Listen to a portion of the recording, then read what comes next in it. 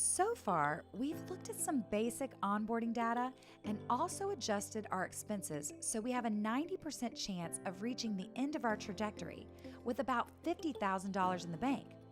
But we have barely started adding or validating the assumptions we've made.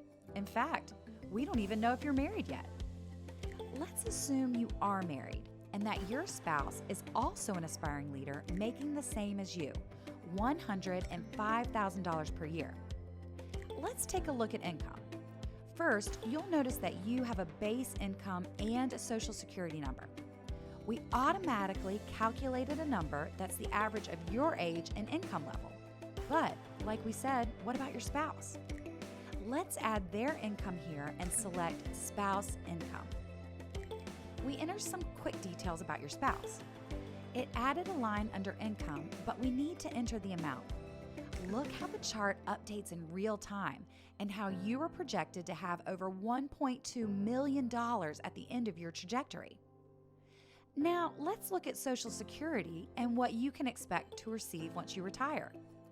There's more details to learn here in the FAQ list, but for now, navigate over to ssa.gov to see and update your projected retirement income.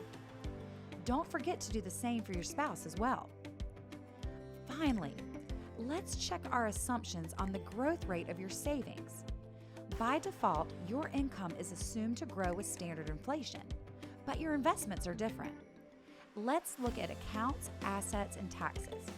Here, we see your default investment account with a subcategory of retirement investing.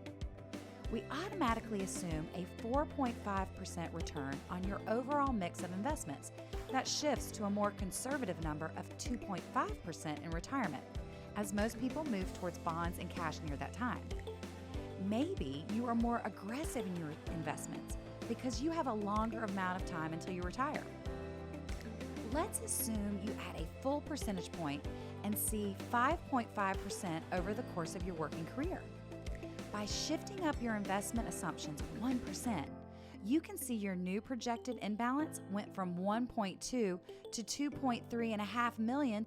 Now, as you craft a plan, you are starting to see some of that peace of mind that comes from investing over the long term, especially when you make a plan and simply start tracking your progress.